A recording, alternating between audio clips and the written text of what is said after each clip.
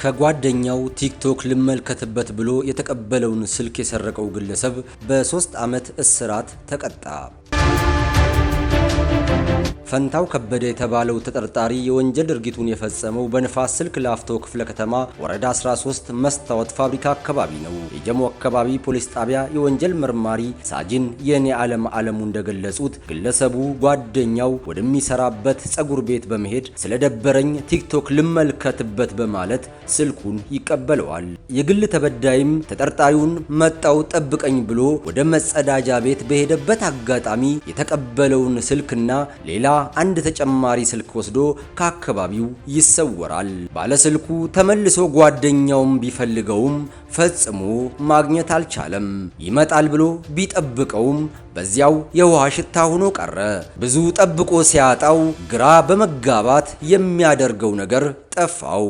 ከግል ተበዳይ ጸጉር ቤት ይገባና ይተዋወቃሉ። ደንበኛ ስለሆኑ እስኪ ዛሬ ስደብሮኛል ዝናና ስልክ እንስተኝ ቲክቶክ ላይ ይመልከት ሲለው የግል ተበዳይን በቅንነት በማሰብ የመሳዙት የነበረውን ቴክኖ ፖፕ 9 የዋጋ ግምቱ 14000 ብር የሚገመት ሞባይል ቲክቶክ እንዲጠቀም ሰጠው።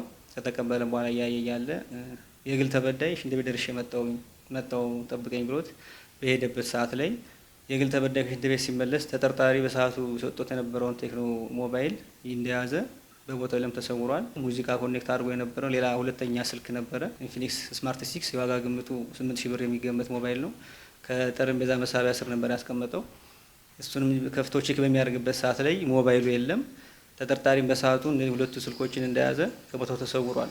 ይህ በተፈጸመበት ሰዓት ላይ የግል ተበዳይ ወደ ጣቢያችን መጥቶ አቤቱታ ያመለከተ በመሆኑ ይህን መነሻ በማድረግ የምርመራ ቡድናችን ከክትል ጋር በመቀናጀት ተጠርጣሪ ልዩ ቦታው ፋና ተብሎ ከሚጠራው አካባቢ ላይ እንዳለ ጥቆማ ደረሰው።